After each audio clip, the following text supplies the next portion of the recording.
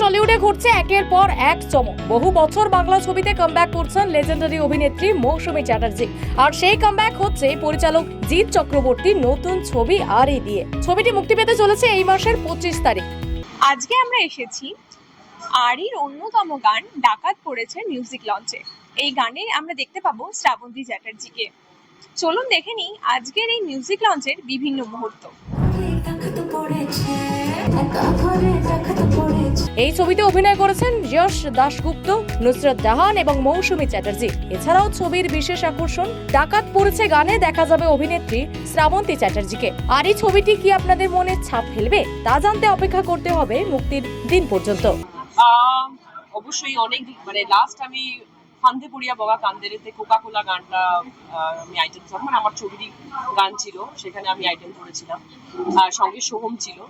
আর এত বছর পর আমার মনে হয় 12-13 বছর পর আমি আবার আরই ছবিতে এই মাঝরাতে একা ঘরে ডাকাত পড়েছে এই গানটা পেয়েছি। তো থ্যাঙ্কস টু অবশ্যই আমার দুই বন্ধু ইয়াশ নুসরাতকে।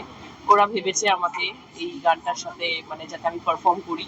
আর দারুণ লেগেছে জিতের একদম বাচ্চা ডিরেক্টর, আমাদের ছবির ট্রেলারটাও অসাধারণ। তো সেই ছবির একটা পার্ট হতে পেরেছি, তো আমার ভীষণই ভালো লাগছে। আর নাচতে তো বুঝতেই আমি ভীষণ ভালোবাসি। কমার্শিয়াল ছবি থেকেই আমার পথ চলা শুরু। তো অবশ্যই এতদিন পর এরকম একটা ডান্স নাম্বার পেয়েছি, আমার তো দারুণ লেগেছে।